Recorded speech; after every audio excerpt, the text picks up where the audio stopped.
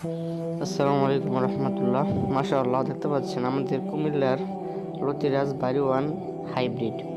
এই জাতটা আপনি 1 মাস পর থেকে লতা উত্তোলন শুরু করতে পারবেন। টানা 8 থেকে 9 মাস আপনাকে ফলন দিবে। এটা 12 মাস চাষ করা যায়। আমাদের এই জাতটা আমরা প্রত্যেক 3 মাস পর ধান কাটার পর এটা রোপণ করি।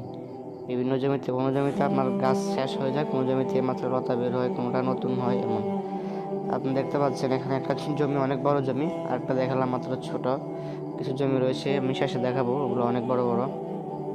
এগুলো বিঘা প্রতি আপনার 7 মণ, 8 মণ, 10 থেকে 12 মণ পর্যন্ত সর্বোচ্চ লতা আপনি উত্তোলন করতে পারবেন।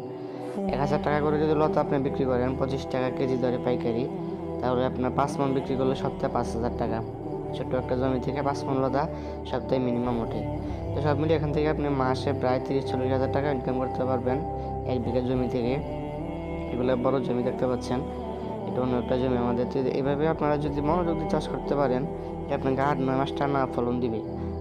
ফলনটা আপনার ঠিক একই সেম রকম আসবে। বড় গাছে যেমন ফলন, ছোট গাছে একই ফলন। দেখতে পাচ্ছেন এখানে দুইটা লতা উঠানো হয়েছে কিছুদিন আগে, আবার লতা বড় হয়ে গেছে প্রায় 3-4 দিন পরে। তো এইভাবে হচ্ছে আমাদের এই গাছগুলার এই অবস্থা।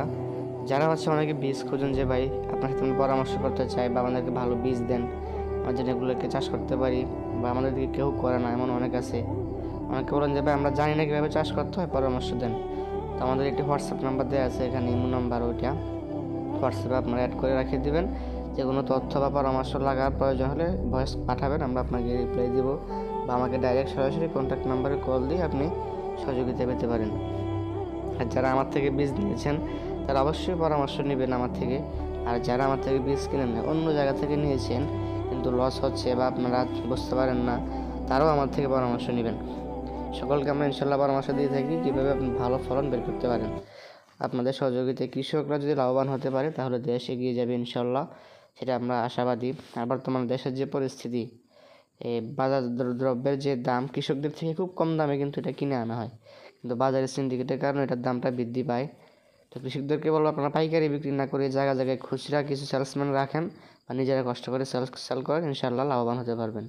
তো আজ এই পর্যন্তই। পরবর্তী ভিডিও দেখার জন্য চ্যানেলটিকে সাবস্ক্রাইব করে পাশে থাকবেন। আসসালামু আলাইকুম।